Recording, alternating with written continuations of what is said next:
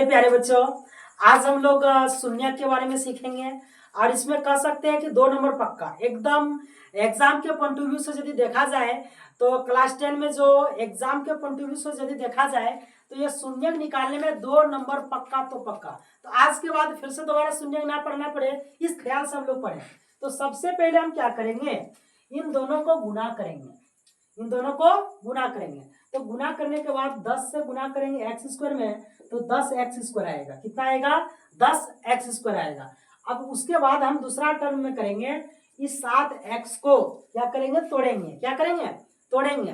तोड़ने के बाद हम यदि फिर से जोड़ें तो 7x आएगा और यदि गुना करें तो गुना करके 10x² आना चाहिए। तो हम इस प्रकार तोड़ते हैं x² plus 5x plus 2x plus 10 का 10 लिखेंगे। 5x 2x जोड़ेंगे तो 7x, 5 गुना 2 करेंगे 10 और x गुना x करेंगे तो x² आएगा। अभी दोनों में क्या करेंगे? कॉमन निकालेंगे। क्या करेंगे? कॉमन निकालेंगे।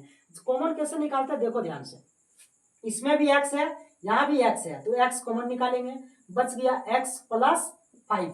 यहाँ भी निकलेगा प्लस 2 निकालेंगे, यहाँ बचेगा x प्लस 5। ये दोनों यदि बराबर हो गया ना तो समझो हम लोग सही रास्ता पर हैं। तो इसको फिर से एक बार लिखो, x प्लस यहाँ 2 होगा और यहाँ लिखेंगे x प्लस 5। कोई दिक्कत यहाँ तक? चलो इसको 2 फाइंड करेंगे, x plus 2 equal to 0, x बराबर -2 होगा। क्यों? इधर प्लस है तो इस पर आएगा तो माइनस आने वाला है। कोई दिक्कत यहाँ तक? चलो अगला, x प्लस 5 इक्वल टू 0, तो इधर प्लस में है इधर माइनस होगा, x बराबर -5। तो हम कह सकते हैं शून्य 2 निकला इसका, एक इधर -2 और एक -5 आया, लेकिन दोनों शून्य है इसीलिए हम कह सकते हैं इसको नाम को अलग अलग फाइंड से करें तो इसको अल्फा बोलते हैं और इसको हम लोग बीटा बोलते हैं। कोई दिक्कत यहाँ तक? यदि हम अल्फा प्लस बीटा और अल्फा गुना बीटा करते हैं तो क्या पता चलता है? तो हम लिख सकते हैं एक प्रकार से शून्यकों का योगफल। तो शून्यकों का योगफल होता है अल्फा प्लस बीटा और शून्यकों का गुणनफल।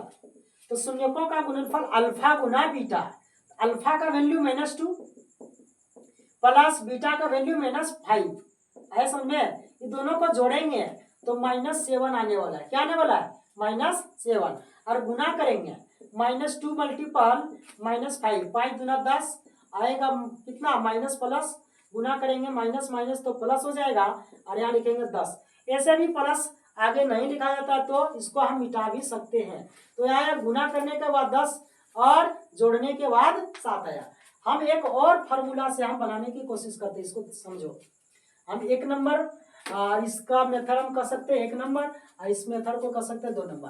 अब शून्यकों का योगफल तथा गुणनफल हम लिख सकते हैं, शून्यकों का योगफल बराबर -x का गुणांक दिखाई दे रहा है? कोई दिक्कत? उसके बाद बटा x² का गुणांक। आए समझे? तो माइनस, यहाँ ध्यान से समझने का प्रयास करो, यहाँ -x का गुणांक क्या है? 7 है तो लिखेंगे -7 और x² का गुणांक क्या है? तो कुछ नहीं तो कहेंगे 1 है, 1 से भाग देंगे तो -7 आएगा। यहाँ भी देखिए योगफल 7 आया माइनस में, यहाँ भी योगफल 7 आया माइनस में। इस प्रकार से हम कर सकते हैं योगफल दोनों जगह बराबर। उसके बाद गुणनफल यदि हम कहेंगे, गुणनफल शून्यकों का गुणनफल अचर पद बटे x² का गुणांक, अचर पद बटे x² का गुणांक। अचर पद क्या होता है? अचर पद यहाँ हो जाएगा हमारा 10 और उसके बाद x² का गुणांक हो जाएगा 1 और 1 से भाग देंगे 10 आएगा। तो यहाँ भी शून्य का योगफल अब गुणनफल यदि हम चेक किए तो सेम बराबर है। बोलो यहाँ दिखाई दे रहा है? चलो एक शॉर्ट टर्म में बताने की कोशिश करते हैं। सबसे कारगर जो होता है, यदि हम शून्यकों का योगफल और शून्यकों का गुणनफल बोले तो हम योगफल को हम इस प्रकार लिख सकते हैं कि -b/a, -b का वैल्यू क्या होगा? -7 और a का वैल्यू हो जाएगा 1 और 1 से भाग देंगे तो -7 आएगा। बोले दिखाई दे रहा है, कोई दिक्कत यहाँ तक? उसके बाद हम यदि गुणनफल बोले, क्या बोलेंगे?